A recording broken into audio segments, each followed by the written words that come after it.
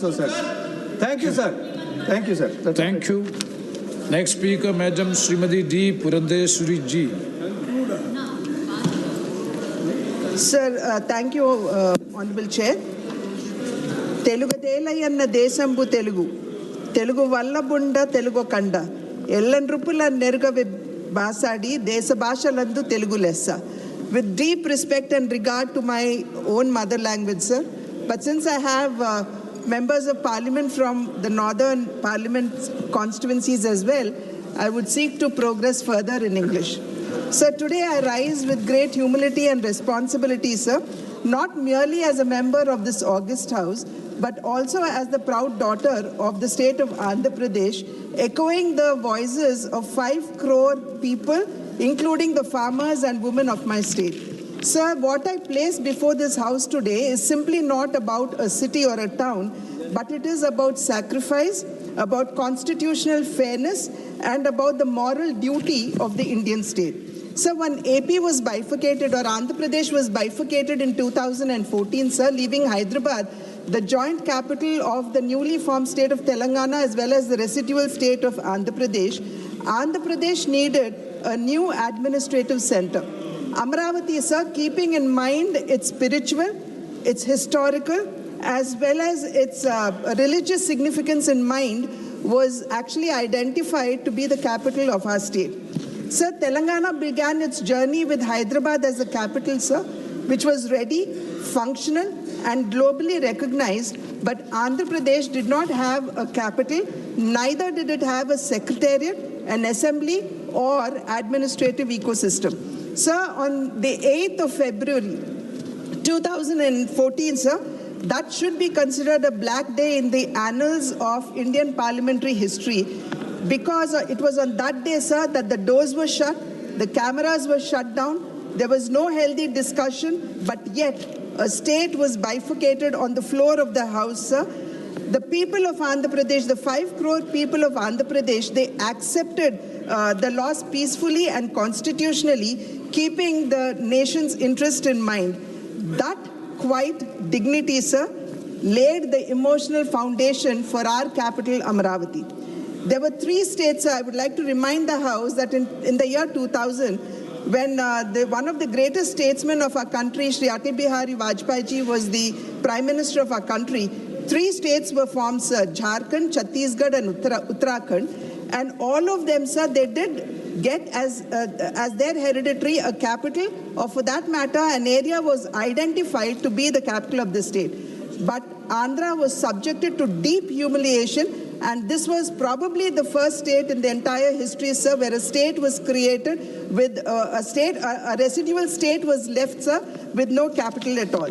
Sir, there was absolutely no coercion, and just one call by the center, sir, it had seen 29,000 farmers come forward to contribute, or rather give up 34,000 hectares of 34,000 acres of fertile land, sir, for construction of capital Amaravati. Therefore, Amaravati, sir, is not a mere transaction, but it is a social covenant. And today, probably that is why Amaravati will be remembered in history, sir, as India's first people capital, built not by coercion, but built by belief, sir.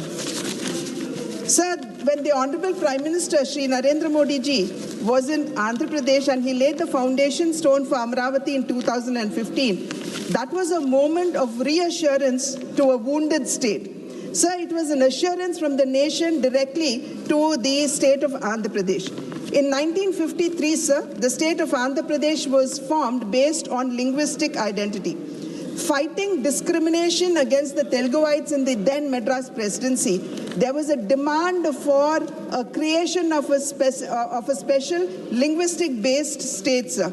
And it was late Shri Potti Sri Ramal Garu's sacrifice, sir, which led to his death and had also led to the formation of the state. Sir, it should be remembered here today that sacrifice, it had laid the moral and emotional foundation of the state of Andhra Pradesh. However, sir, the bifurcation that had happened on 18th of February 2014, The bifurcation was not against any kind of injustice to the other part of the state, but was driven by sheer and pure political gains by the then Congress-led UPA government, sir.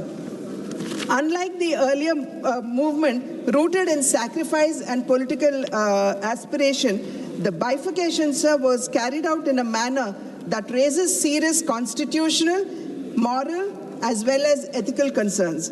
Sir, between the years 2019 to 2024, Andhra Pradesh had seen a period of deep uncertainty regarding the capital, sir, which was the result of the absolute thoughtless and mindless decision of multi-capitals taken by the then YSRCP government.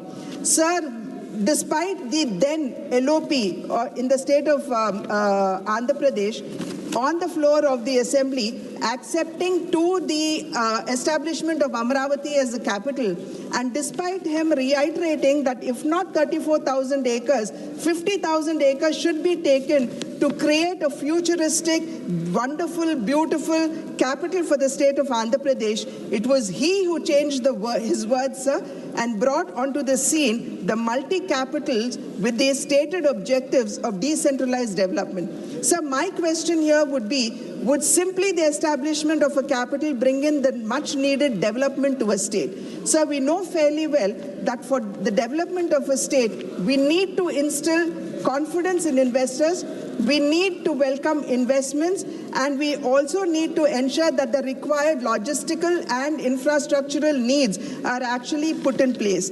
However, sir, what we saw in the previous 5 years' rule of YSRCP was simply a depletion of all of this, and the entire machinery of YSRCP was deemed or steeped in land and in sand as well as liquor mafia, sir. Sir, most painfully, those who had sacrificed the land were left with, sir, just another 5-6 minutes, sir. No, please. Sir, the farmers, sir, they agitated for over 1,600 days, sir. It included both men and women, and the humiliation that they were subjugated to has been mentioned by my colleagues, sir. Cases were filed against them under the SC Atrocity Act. Women were actually, pregnant women were pulled out, they were kicked in the stomach, sir. And the annadatas or the farmers, sir, they were handcuffed, and there were many, all of them have been outlined by them, sir. But here, sir, as a woman member of this house, I say with great restraint and responsibility that when peaceful women protesters are met with force, democracy must pause and must introspect. Sir, there is no specific mention of a capital in the Constitution, sir, but under Article 239AA, dealing with Delhi, sir, there was a mention. But however, sir, the reorganization bill speaks through Section 5 and Section 6 of the Andhra Pradesh Reorganization Act 2014 that was passed by this House. It speaks about the capital, sir. And therefore, sir, if there has to be any change in the capital, it will and must have to come back to the Parliament for its, just 2 minutes, sir. It must come back to the House for its ratification. So furthermore, the central government, sir, despite it not being part of it, the central government had provided its entire support to the capital, sir. It could be the 1,500 crores that it gave for the development of infrastructure in the CRDA. It could be the 20,000 crores for the outer ring road, the 29,000 crores for connecting Rayalaseema Anantapuram with Amaravati, sir. Polavaram being given the national project status, where the 7 mandals which were residually left behind in Telangana were again brought back to Andhra Pradesh. Otherwise, Polavaram dream would not have been realized. It could also be the support, sir. I was listening to Manikam Thakurji, and he was mentioning that there's no support being given to the capital Amaravati. So may I remind my honorable colleagues, sir, that through HUDCO, 11,400 crores have been given, and again, along with the World Bank, the center has also given 15,000 crores for the capital, sir. Special category status was never made part of the bill, even by the UPA government at that point of a time. But the present government, sir, the NDA government at the center, has been giving its full support, sir. Sir, in conclusion, since paucity of time, you've been reminding me that my time is over. Sir, Andhra Pradesh, sir, today is, why we are here to seek statutory recognition for Amaravati, sir, is not political but on moral and constitutional grounds. Sir, statutory protection for Amaravati is really essential because no state would have to lose its capital for the second time. No farmer, whether a man or woman, should fear no policy reversal. Investors need certainty and not shifting of capitals, and a reorganized state, sir, it deserves stability and experiment. No, sir, please. in conclusion, sir, I would like to only say that Andhra Pradesh today is seeking no privilege, sir. It seeks certainty. It is not asking for politics, sir, but it is asking for justice. It is not asking for sympathy, sir, but it is asking for the faith of the farmers, be it men or women, to be honored in law and policy. Let Amaravati, sir, be remembered today not as a dispute but a lesson that when citizens trust the state will protect that trust. I urge this august house, sir, to stand with the state of Andhra Pradesh so that Amaravati stands forever a stable, lawful and proud capital, and as a testament of how India honors sacrifice. Sir, I was listening to Samajwadi Party, Dharmendra ji, Thank you, and he stood up and said that we would support Amaravati, sir. Maybe he said that he spoke about the farmers, which is accepted in true spirit.